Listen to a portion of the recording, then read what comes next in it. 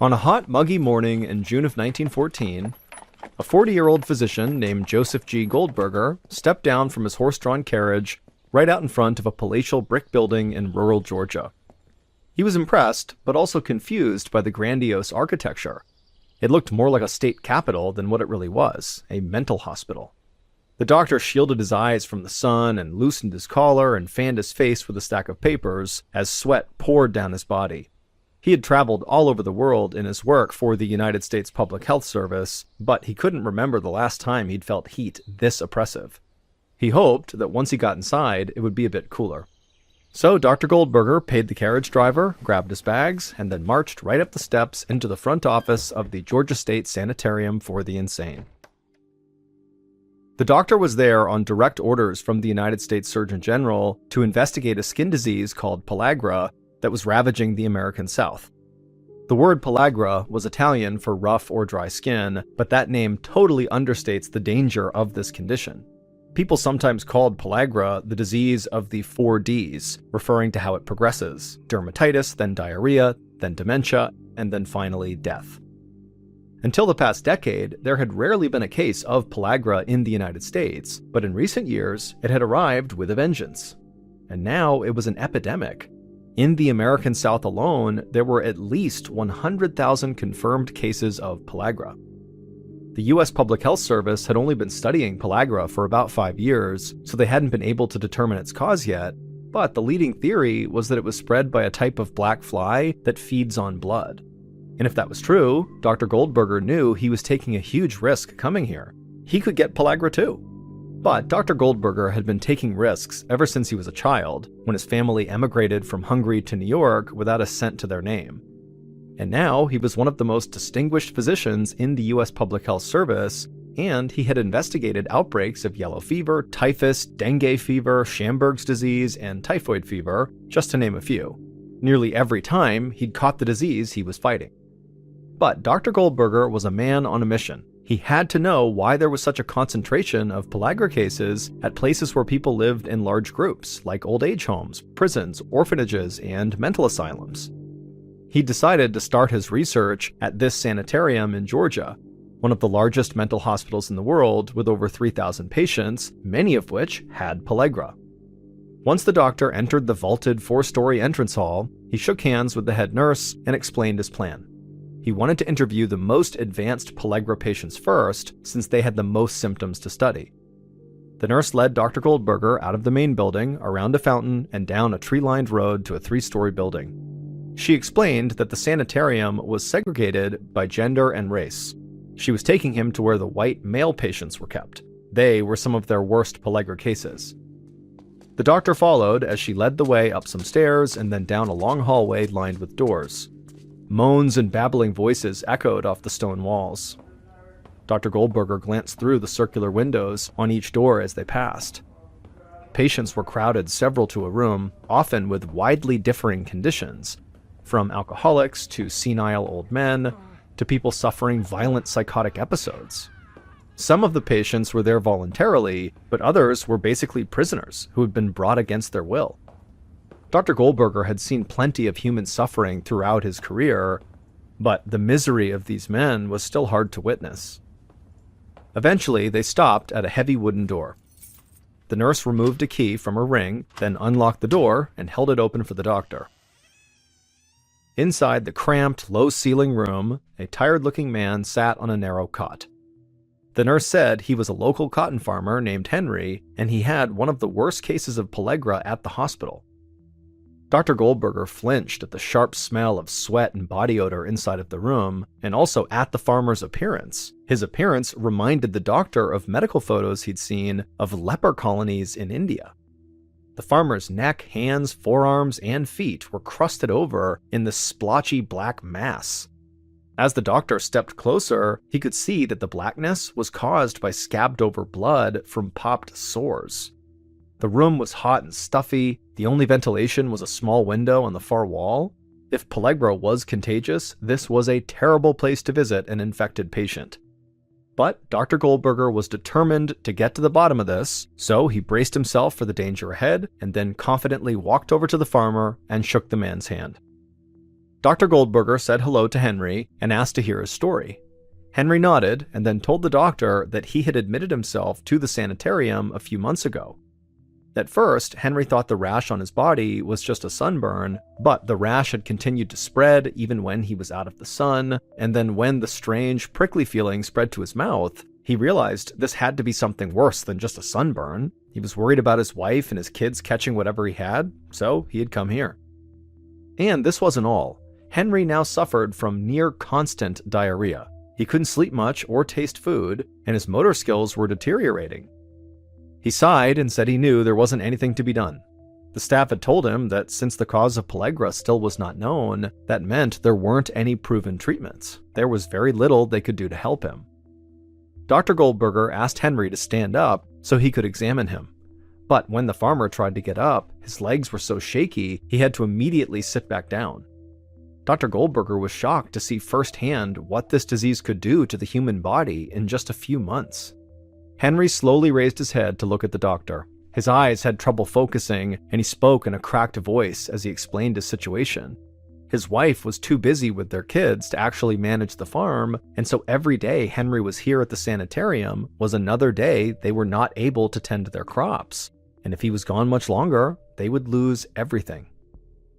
Dr. Goldberger stared back at Henry and promised him that he would not stop until he discovered what caused his illness. After leaving Henry's room, Dr. Goldberger followed the nurse on a tour of the rest of the sanitarium.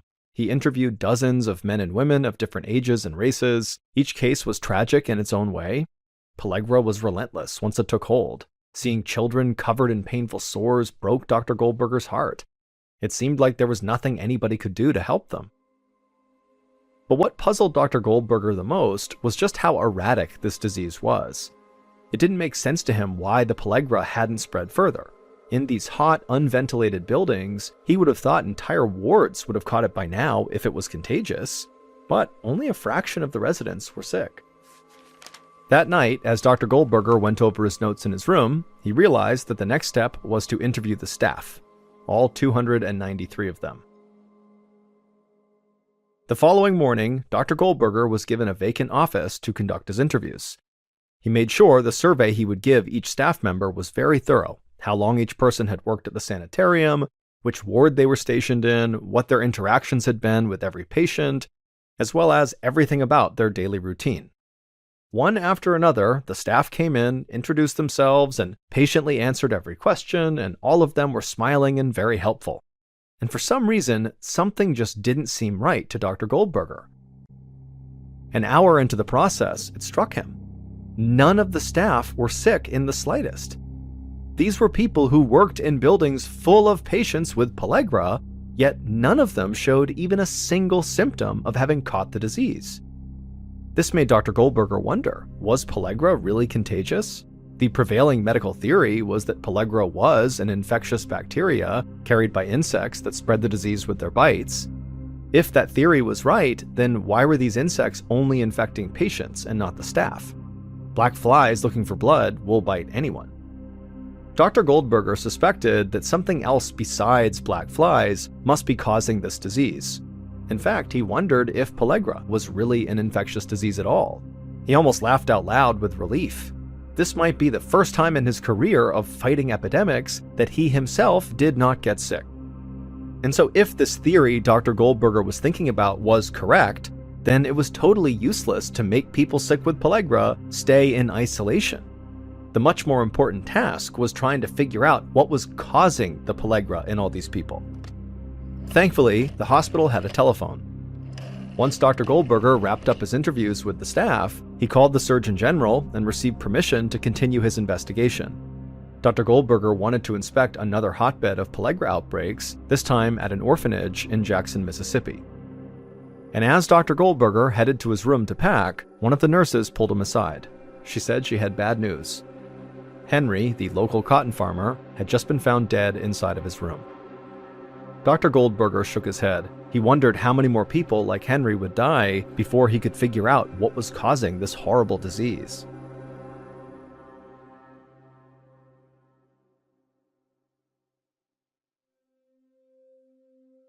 Two days later, Dr. Goldberger hurried toward the entrance of the Methodist Orphan Asylum in Jackson, Mississippi, hoping to get out of the blinding sun.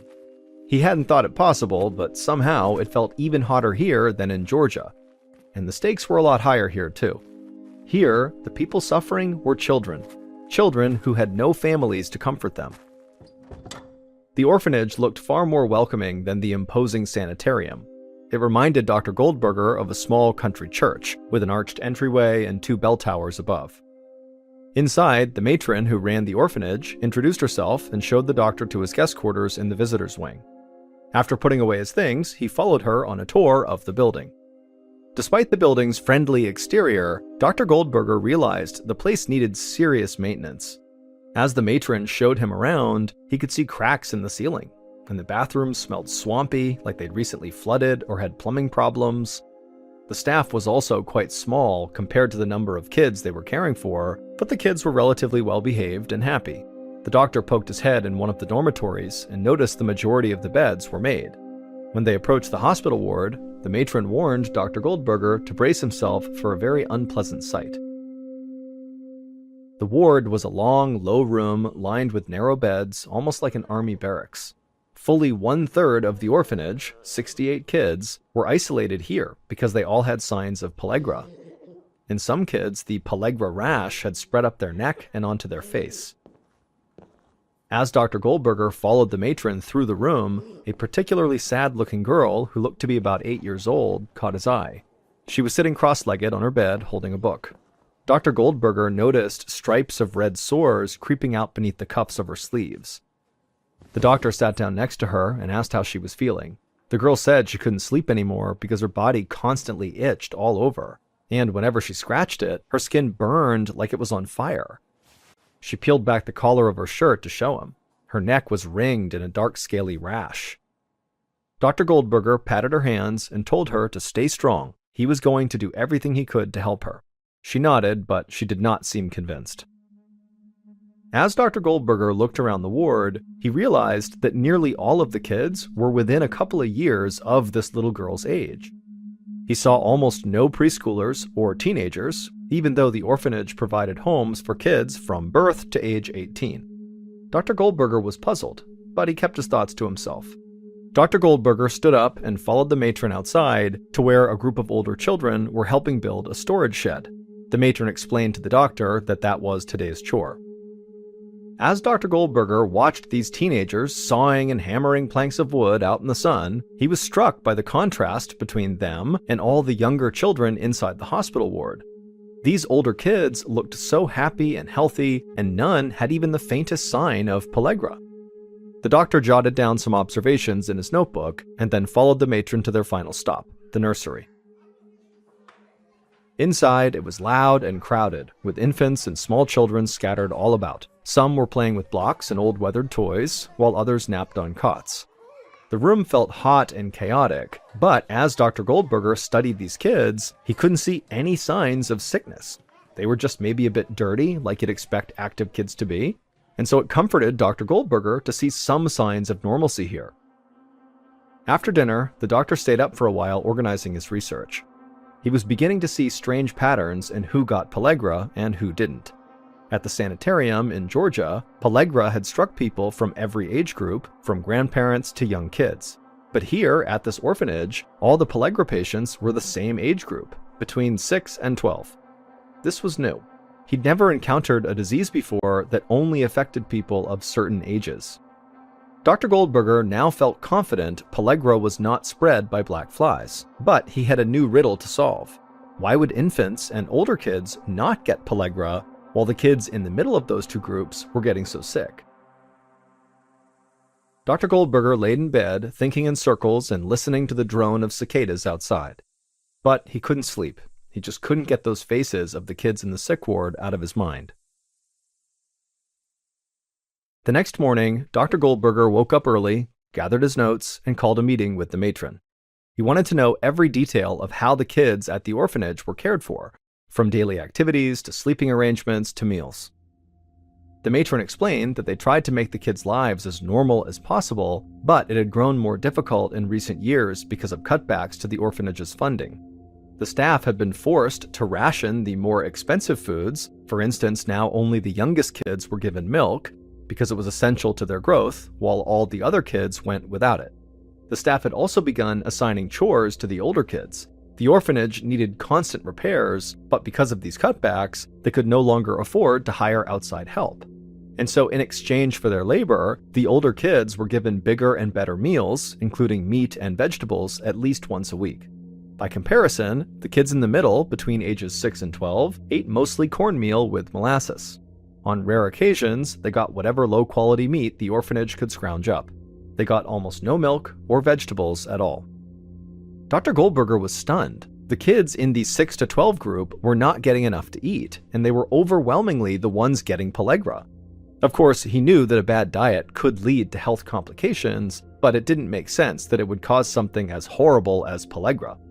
The doctor then asked the matron if there were any kids in the 6 to 12-year-old age range who showed no signs of pellagra. Unfortunately, almost all of the kids in that middle age group had at least some symptoms of pellagra. But then she smiled and said actually there were a few kids in that age group who were totally healthy. They were 3 troublemaking 12-year-olds named Charlie, Henry, and Frank. That was not what Dr. Goldberger wanted to hear. If some of the kids eating this terrible diet were not getting the disease, then food had nothing to do with who got sick. The matron led the doctor outside to a courtyard where the 3 troublemaking boys were running around playing tag. None of them looked sick at all, even though they lived in a facility full of kids their age ravaged by disease. So what made these 3 special?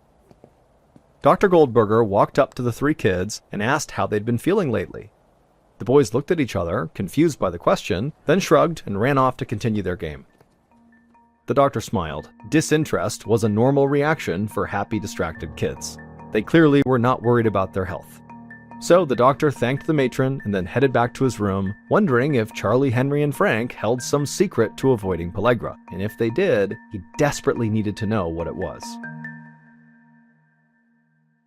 Dr. Goldberger stayed up late that night trying to solve the riddle of the 3 healthy boys. He combed through all the existing research on pellagra, searching for an answer for why they were not getting sick. He got so lost in thought that when he finally looked up, it was almost midnight. He decided a little breath of cool night air might help him sleep easier, so he got up and left the room. But just as he closed the door and stepped into the hallway, Dr. Goldberger heard hushed voices. In the otherwise silent orphanage, the sound echoed. He held his breath and listened. There they were again, whispers and then footsteps. The doctor tiptoed towards where the noise was coming from, and he peered around the corner just in time to see the doors to the cafeteria's kitchen swinging shut. The doctor crept along the hallway to the cafeteria entrance, and when he got there, he put his ear up to the door, and he could hear inside the cafeteria cupboards opening and excited voices muttering. The doctor peeked through the gap between the double doors, and he stifled a laugh. The 3 boys from earlier, Charlie, Henry, and Frank, were raiding the pantry. Dr. Goldberger was tempted to leave them be, but he realized that whatever they were eating might explain why they had not caught pellagra. So he slipped into the kitchen and cleared his throat. The boys instantly spun around, embarrassed looks all over their faces. They'd been caught red-handed, and there was no hiding it. But Dr. Goldberger immediately assured them that they were not in trouble. In fact, he said, they could actually be a big help to him. All he needed to know was what they were eating. If they told him, he'd go back to his room, and this could be their little secret. The boys exchanged confused glances, and then nodded to each other. They went to the pantry and pulled out the food they'd been stealing. A few peaches, a handful of peanuts, and some leftover chicken. Dr. Goldberger smiled, and then, in a conspiratorial whisper, asked them if they'd done this before. The boys' faces went red, and they looked down at their feet, and then one of them quietly admitted that yes, they had. Dr. Goldberger felt a surge of excitement. He thanked the boys for their honesty, then left them to their midnight snack. As the doctor headed back to his room, his mind spun with activity. He knew he was close to a breakthrough. By morning, he had devised a plan to test his theory. If it worked, he could finally solve the mystery of what was causing pellagra, and he could save countless lives. But Dr. Goldberger's experiment would take a little patience and more than a little danger for the people who actually took part in it.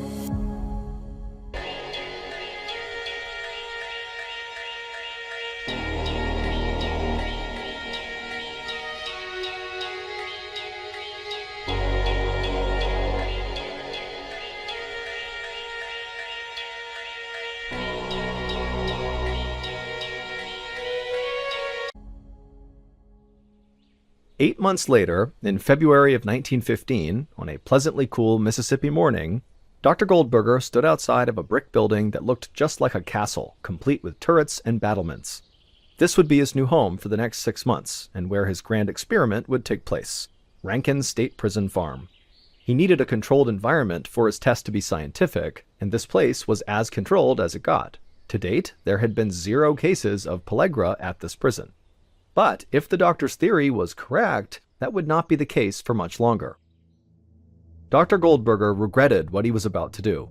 Pellagra killed about 1 out of every 30 people, and if he wasn't careful, his experiment could cost lives. But he didn't feel like he had a choice. People were counting on him.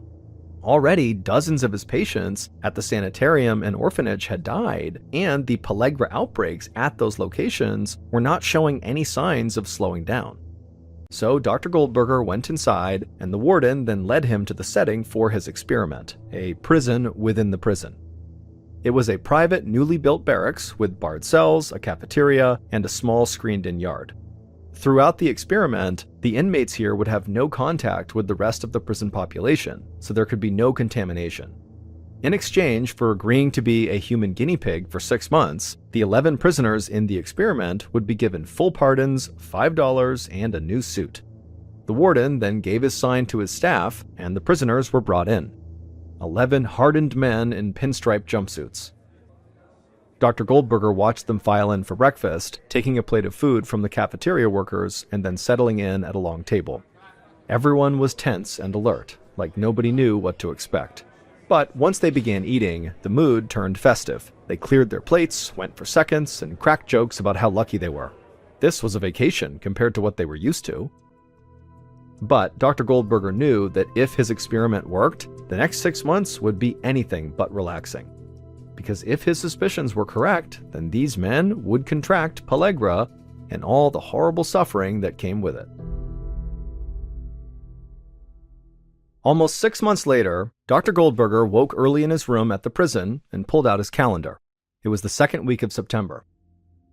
The experiment's deadline was approaching fast, and he wasn't getting the results he had hoped for. In 6 weeks, all the funding for this would end, the barracks would be dismantled, and the prisoners would walk free.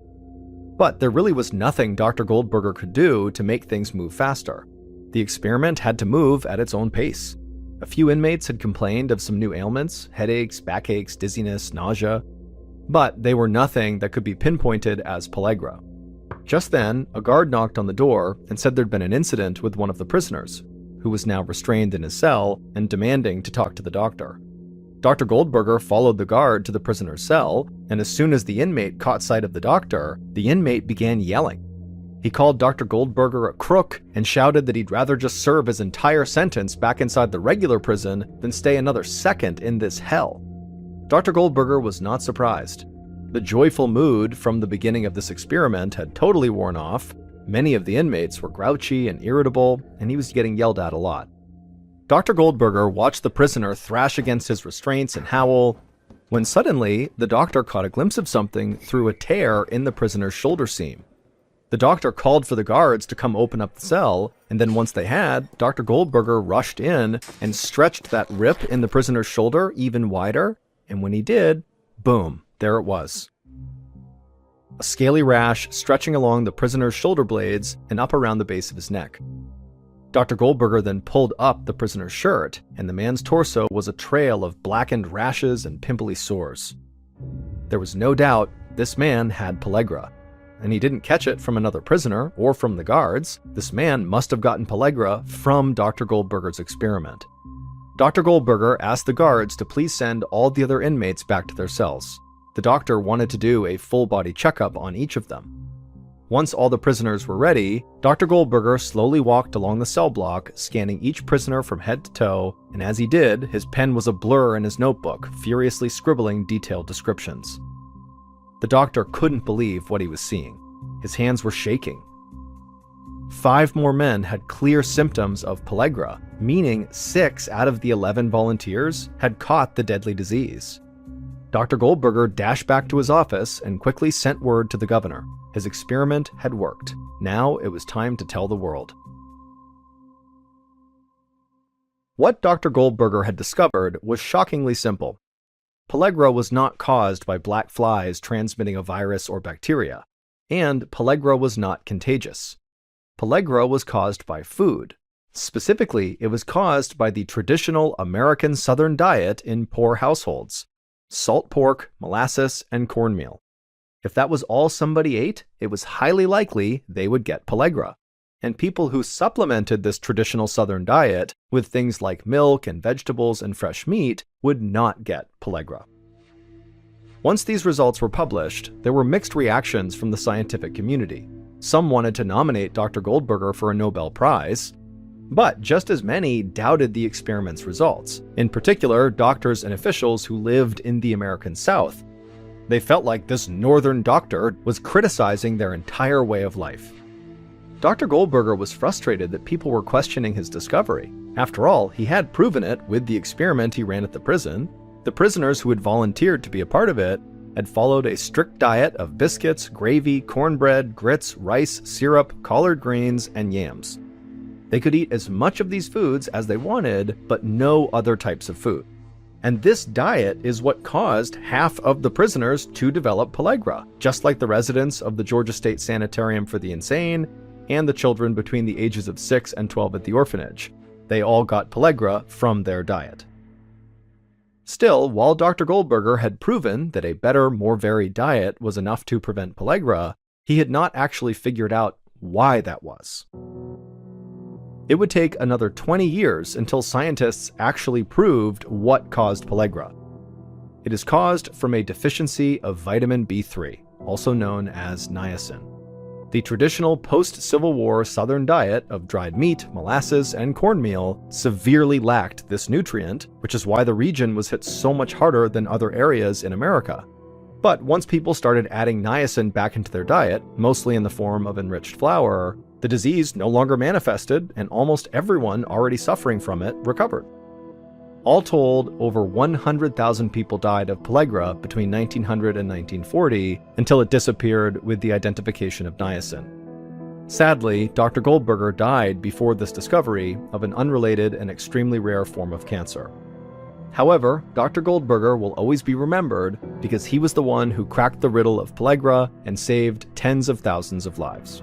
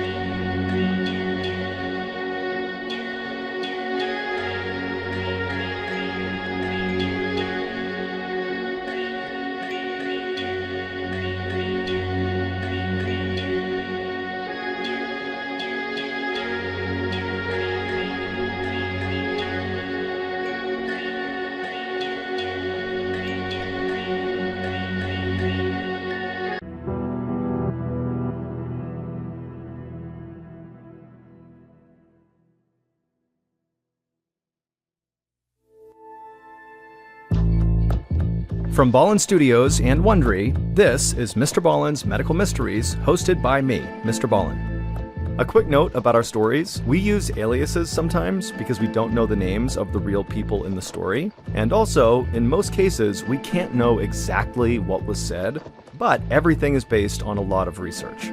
And a reminder, the content in this episode is not intended to be a substitute for professional medical advice, diagnosis, or treatment. This episode was written by Britt Brown.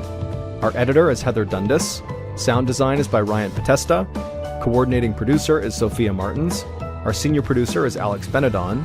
Our associate producers and researchers are Sarah Vitak and Teja Palakonda. Fact-checking was done by Sheila Patterson. For Ballin Studios, our head of production is Zach Levitt.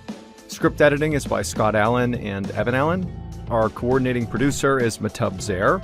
Executive producers are myself, Mr. Ballen, and Nick Witters. For Wondery, our head of sound is Marcelino Villapando. Senior producers are Loredana Palavoda and Dave Schilling. Senior managing producer is Ryan Lohr. Our executive producers are